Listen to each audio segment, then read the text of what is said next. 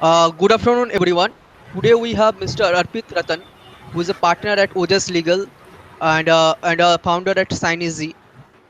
He has a lot of experience in the corporate legal side, and today we will be discussing about digital signatures, KYC and KYC requirement, recent regulation by RBI or for payment banks that we'll be discussing, and it will also discuss the whole evolutionary process, like regulatory process on digital signature, KYC norms, and the whole discussion will evolve around it. Thanks a lot, Arpit, for coming to the webinar. We'll be having a looking forward for having a great session today. Sure, looking forward myself. Yeah, Arpit. So like to start to it, if you can just give a introduction to what are the legal requirement of signatures and how it evolves over the time period of time, so that people have a bit better understanding of the current situation. Yeah. So I think as a base, let's first start understanding, do we really need signatures and how they came into being.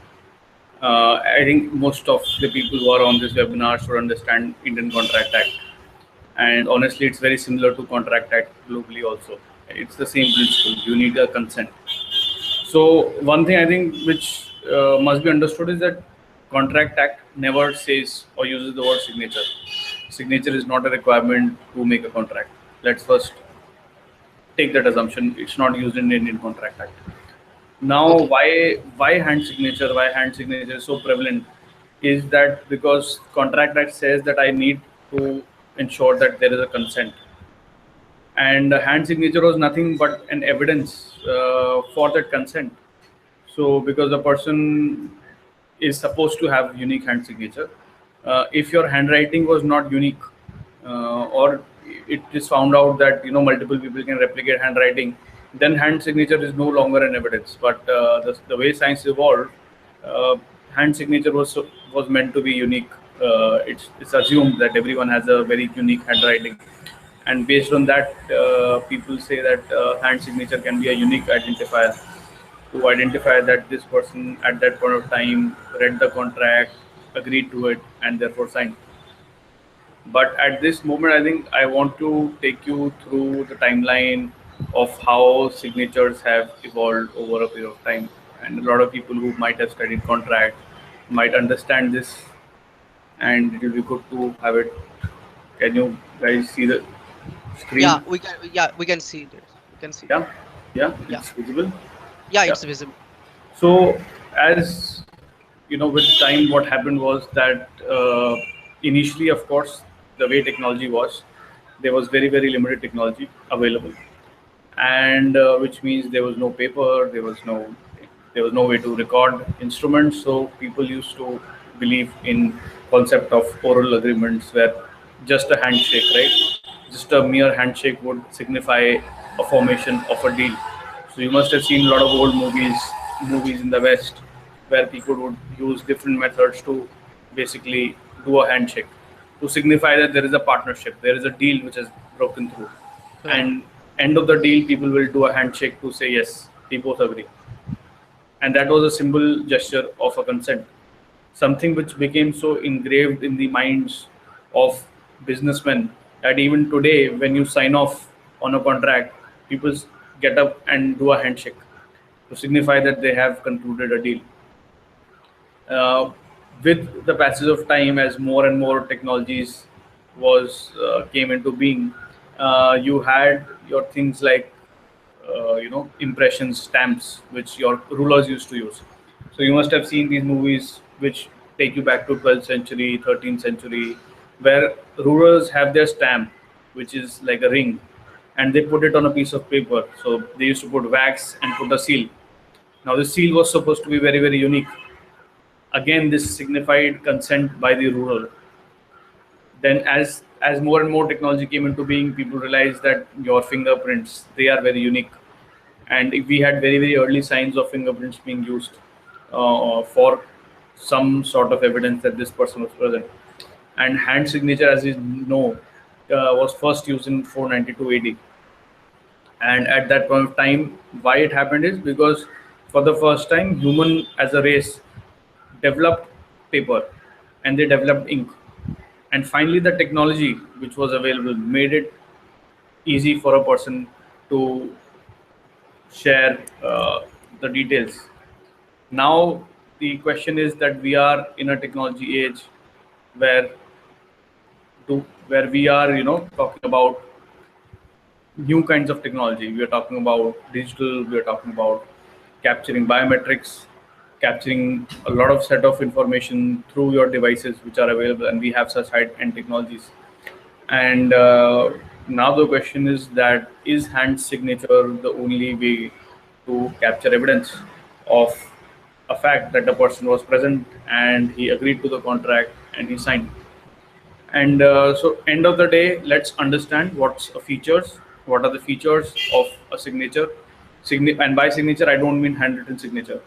Let's understand the term signature as somebody's evidence of a person, right? I'm trying to create an evidence that you are there, which is signature, your signature. Now, let's understand what are the different aspects that a signature requires, and we'll trace this back to, a lot of you guys may be enthusiasts of uh, international law. And so let's trace it back to international law. Can you see the screen? Yeah, yeah, it's visible. Yeah. So pacta sunt servanda. A lot of people who have been doing international modes may be familiar with the term. What really it means, what really this whole gamut means overall, is that basically promises are to be kept. And based on this, all law across the world on contracting is also evolved. And basically, once a promise is made, you need to keep it. That's as simple as you can get with contracting. But what we really need to do here is to identify the features. And there's a unilateral model on electronic signatures, which came out, based on which globally people came up with their own practices. India came up with the practices. What all of them are trying to do are majorly three things, and what handwritten signature is also trying to do. So when a person puts his handwritten signature on a paper, one is he is trying to identify himself, which means that Arpit Ratan can sign only as Arpit Ratan. I cannot sign as Amartya Bal, and vice versa. So it is trying to uniquely identify you, because all of us believe that I cannot fake Amartya's signature and he cannot fake my signature. So based on the presumption, it's supposed to uniquely identify you. Second, what it is trying to do is it is trying to ensure that you have read and understood the contract terms. So therefore, you're meant to sign on that piece of paper. It asks you to sign that piece of paper. In fact, a lot of people, as a practice, ask you to sign on all pages of the contract, because they want to ensure that you've read all pages and you agree to all pages. And the third fact is that it is at a certain point of time that we have agreed to this in certain point of time, which can be preserved as an evidence and shown later point of time that yes, on so and so date, all of us agreed to this, which is time stamped. Now in India, time stamping largely is happening through stamp paper.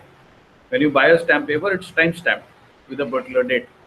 And we are trying to create a third piece of evidence that all this agreement has taken place at a point of time in back dates.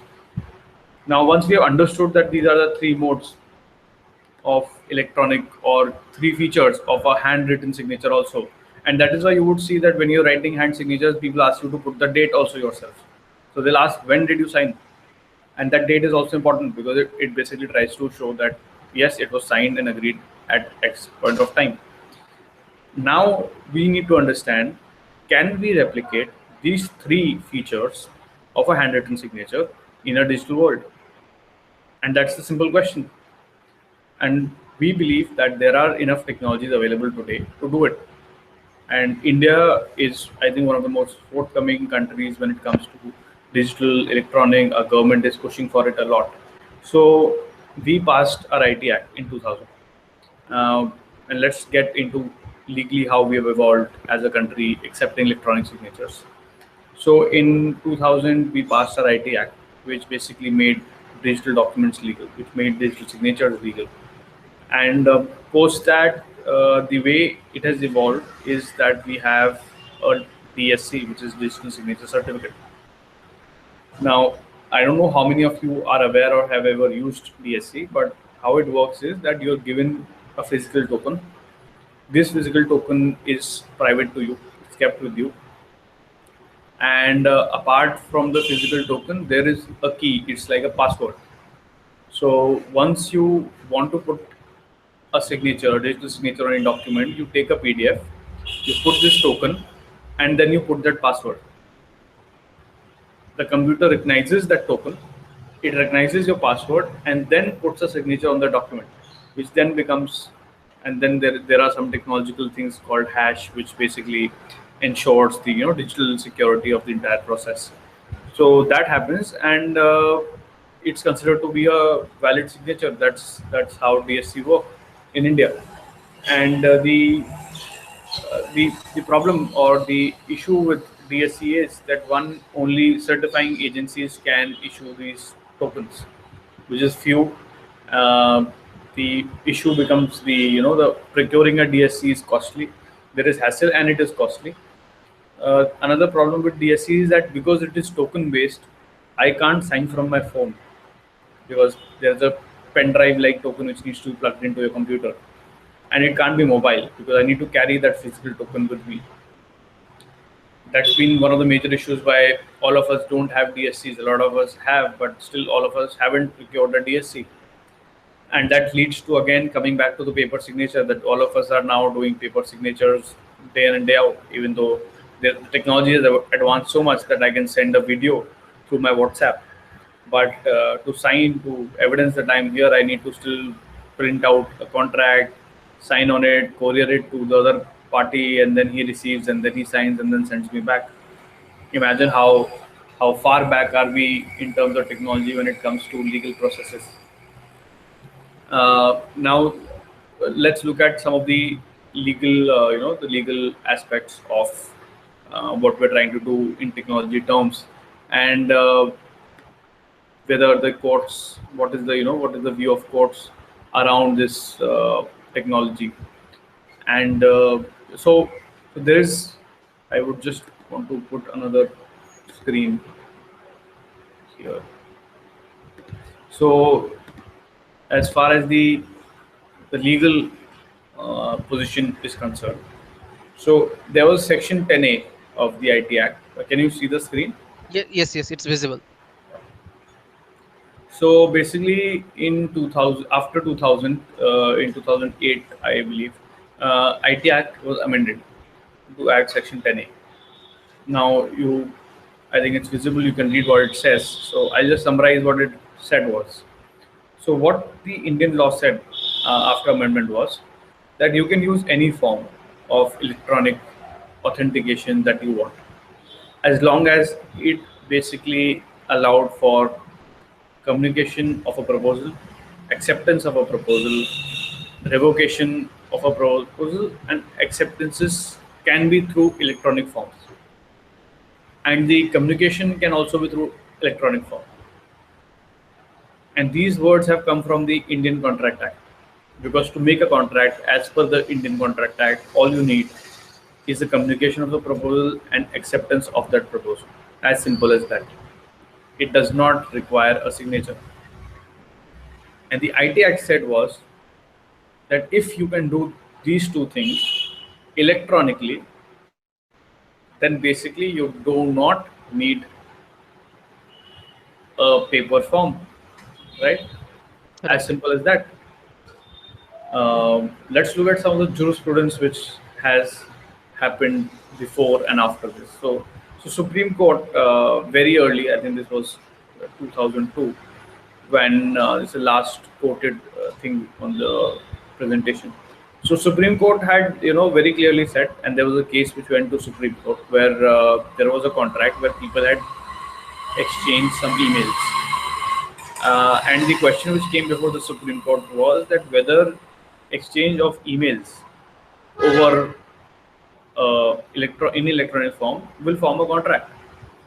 And the court came to a very simple and very clear conclusion.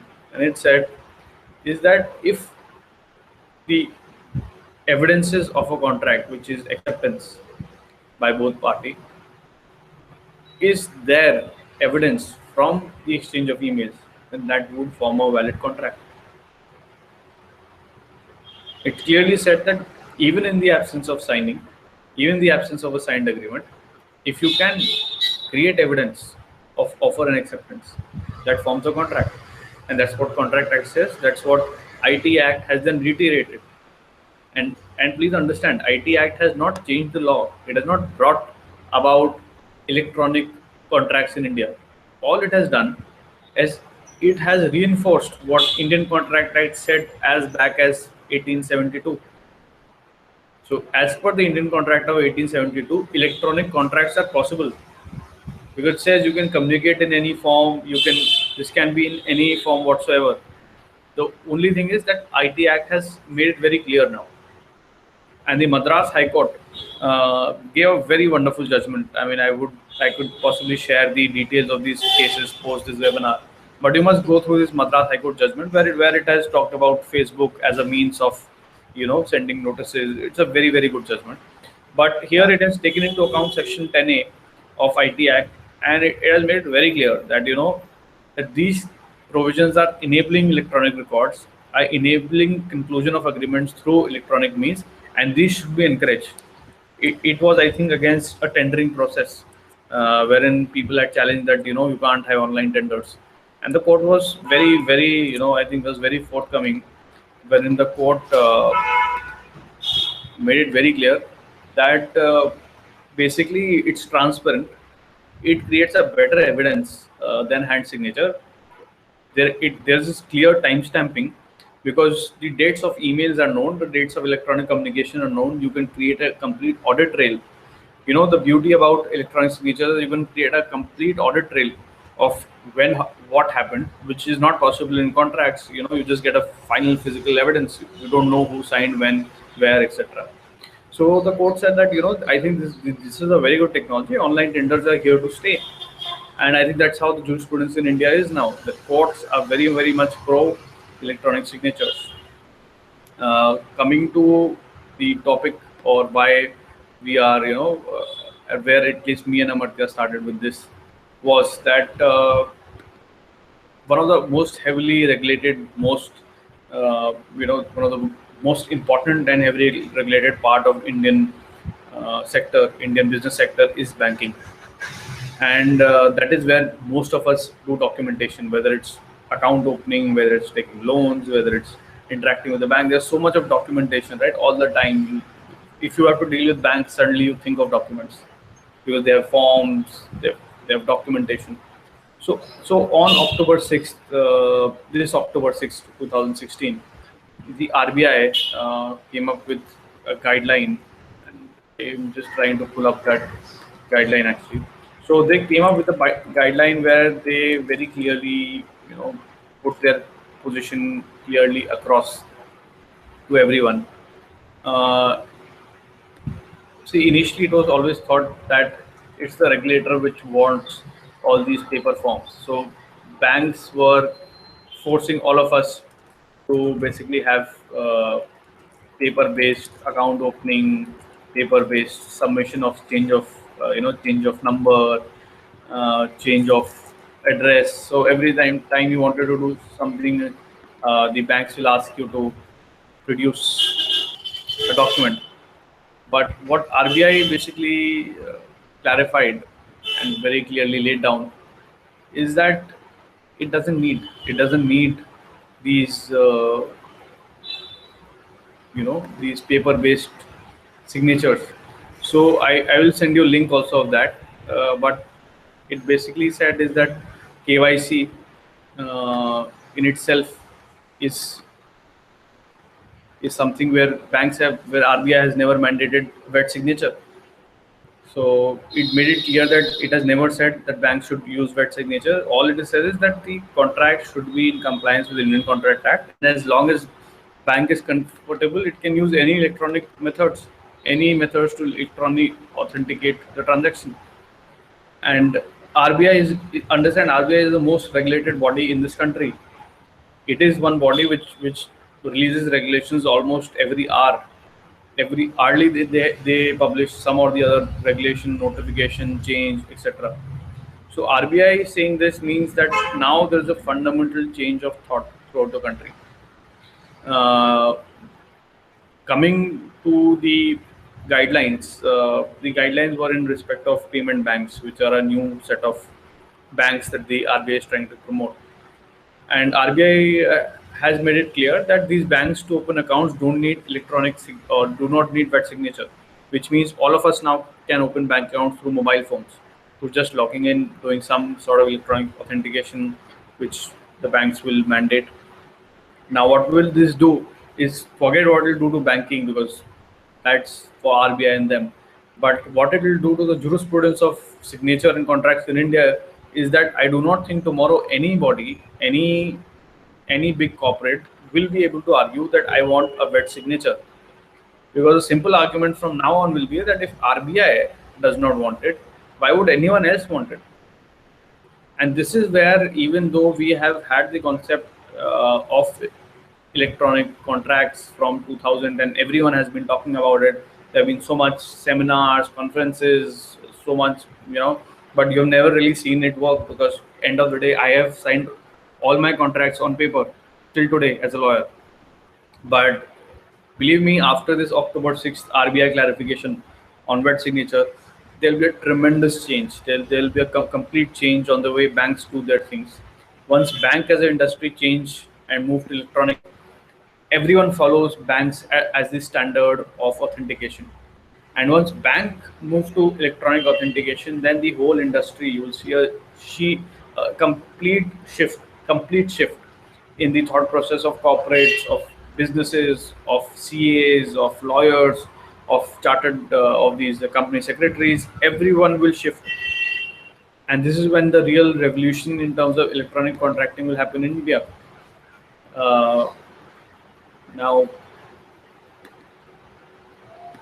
see, now more from the legal side, I think the beauty of it will be that we as a legal system are overburdened. We are overburdened by cases. We are overburdened in terms of these clerical passing of contracts, sending it to people, notices, courts, and So you see, imagine we all can connect to each other through this webinar. So I am connected live to multiple people through this one webinar. But for the court to reach a person, it needs to send a registered post, which will reach you like in 14 days, right? And then that will return back to court through another process, and that will take another 10 days. So it takes a court to inform you that there's a case going on around 20 days. So can you see the ridiculous nature of this process that we have built, that it takes 20 days for a court in this country to get in touch with a person and inform him? Whereas the technology has made it instant. You have instant messengers. IM is the new thing. But our courts are stuck in this, I don't know which century, where even today we are mandating RPAD for everything, right? So that is another place I think where there'll be an impact. Once RBI opens up, RBI says that we don't need these paper processes, the courts will be pressured, right? There'll be a lot of pressure on the courts to say that why are you the only institution in this country which is pushing paper as a process? Nobody else is, everyone else is wanting to move digital, and you are the only institution in this country which is still sticking to this 18th century old method to send somebody a post. So I think the whole process, which is blocked so much because of these redundant processes, will open up. Once you have digital, which means now you can do a lot more. And that is where I think a lot of burden of courts can also reduce overall. So I believe that this one regulation will have a very, very far-reaching impact on banks, of course. The whole fintech space, the whole bank space will see a change, but these guys have already been going digital.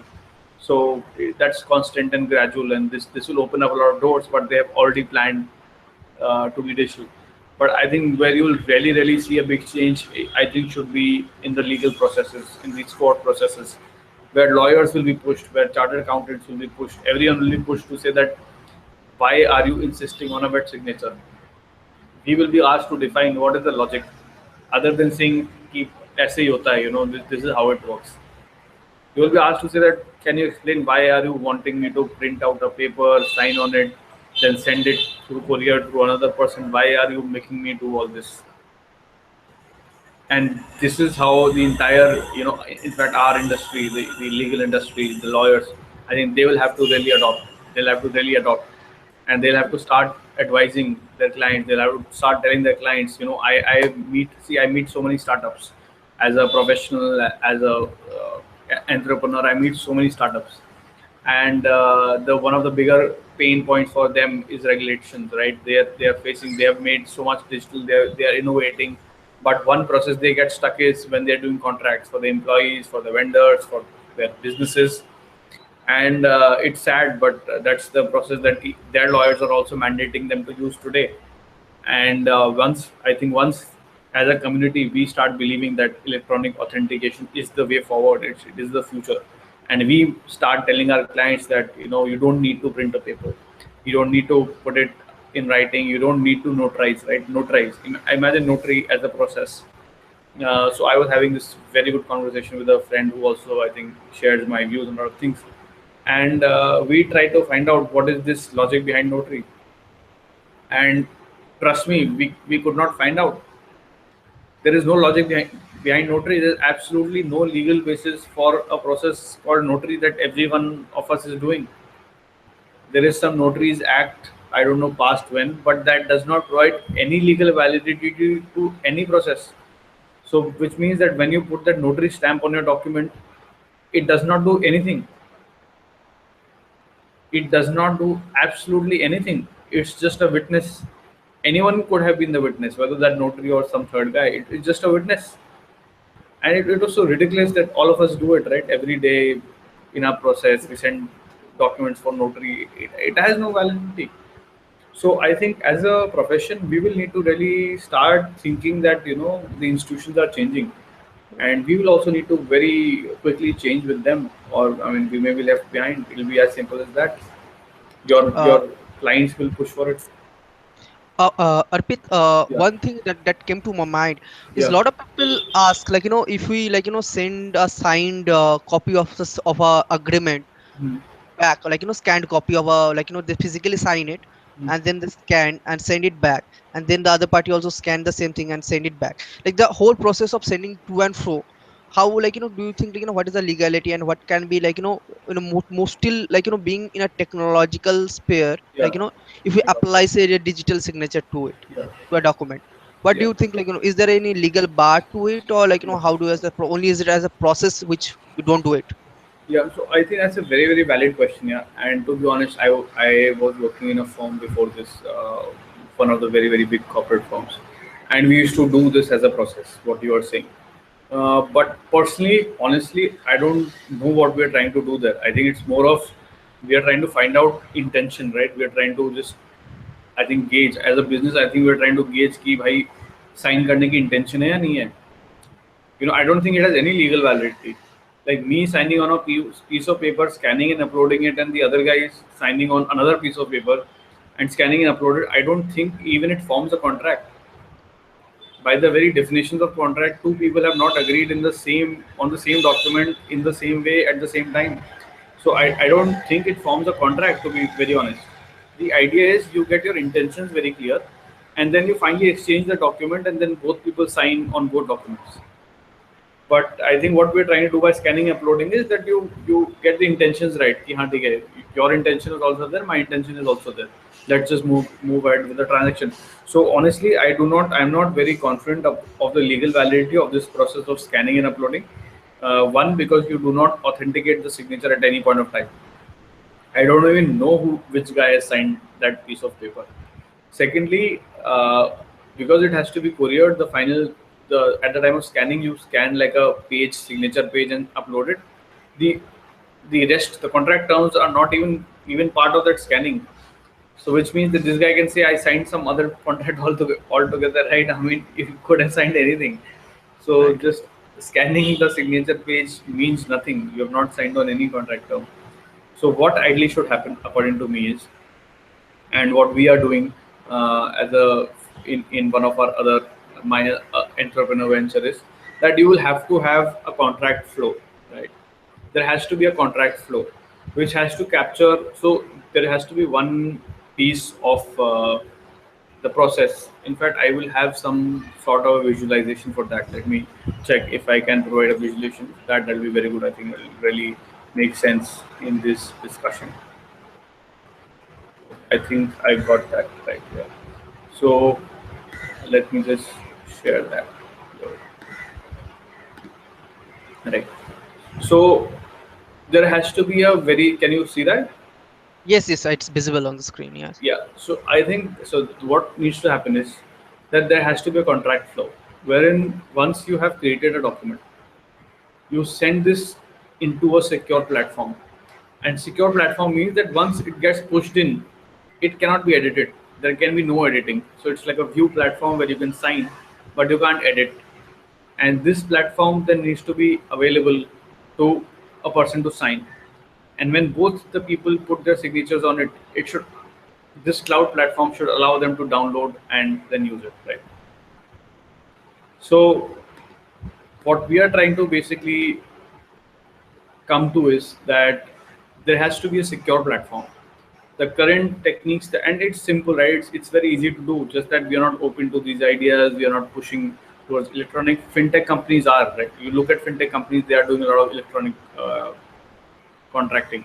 But we will have to open up to this idea that our current methods won't work, which means that we'll have to have a secure online platform which is completely secure, immutable, uneditable, and the entire process then gets hashed. So hash is like a it's like a technology term for basically saying that this document cannot be changed in future. So it's a technology which ensures that there cannot be any edits in future. This is it, and that becomes an evidence of the entire contract. And there is enough technology. I mean, I don't think it's a case of technology. Technology is much more advanced. It is advanced, and it has made this possible. I think now the only challenge is adoption. As a community, as a business, as an institution, do we want to adopt it? Do we want to take this technology, move with it, or do we want to stick to our process? I think that's the question.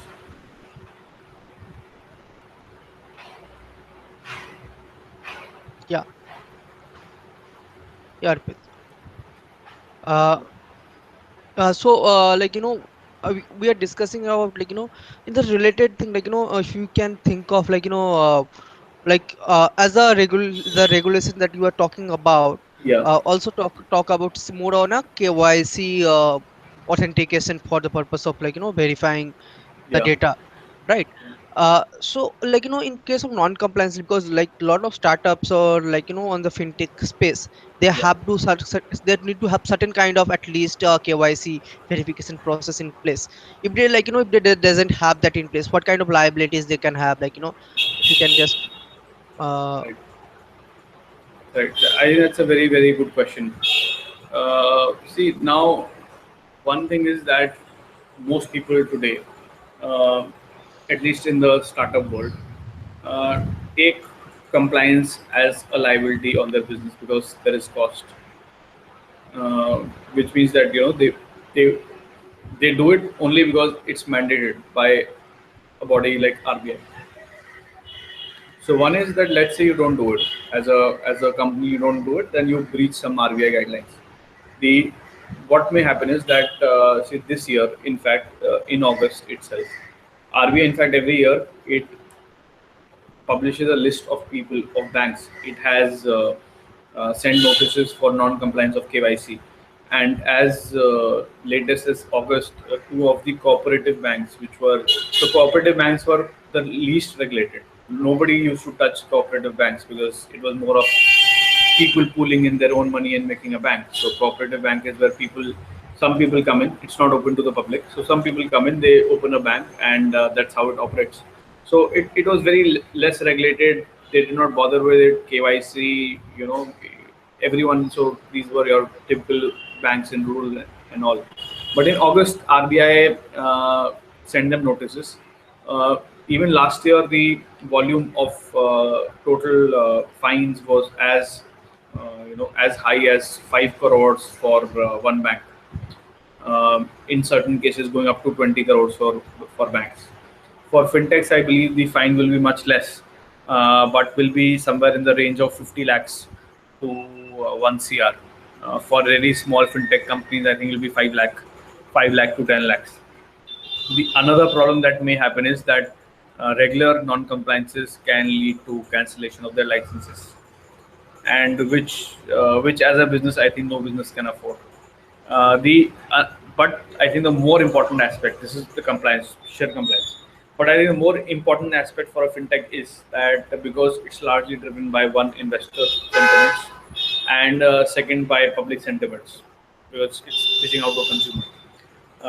People are already apprehensive about fintech startups because they're comparing to a bank. Having a notice against you by any of the regulatory body can substantially hit these two sentiments. One is the sentiment of the investor, and the second is sentiment of the public.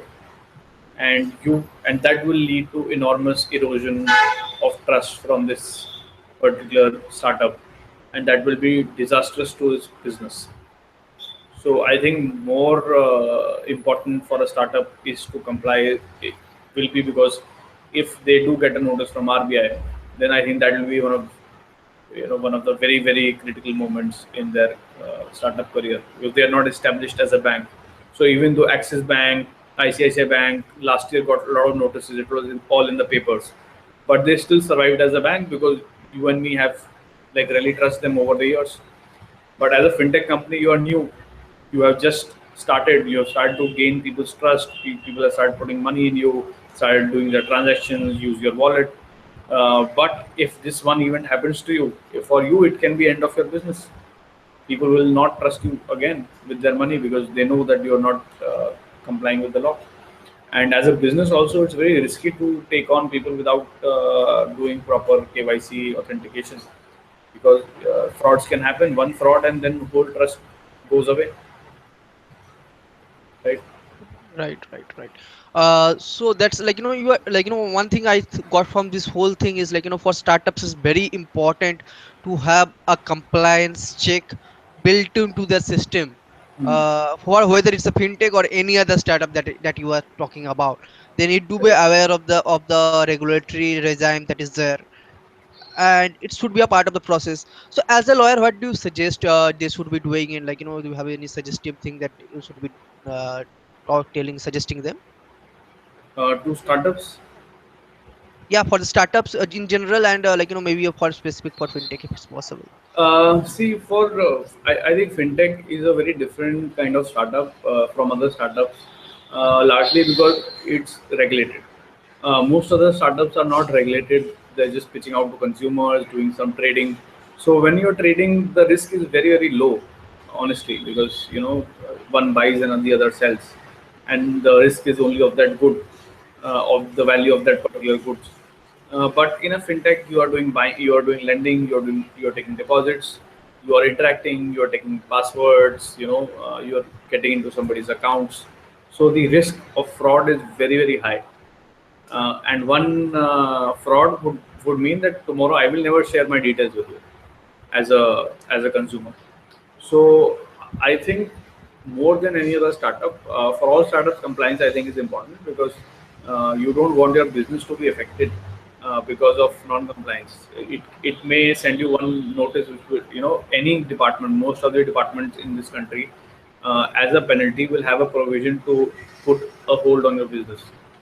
And as a business owner myself, that's a very risky proposition. If my website will have to be down even for 2 days, that can be disastrous, right, as a startup for me.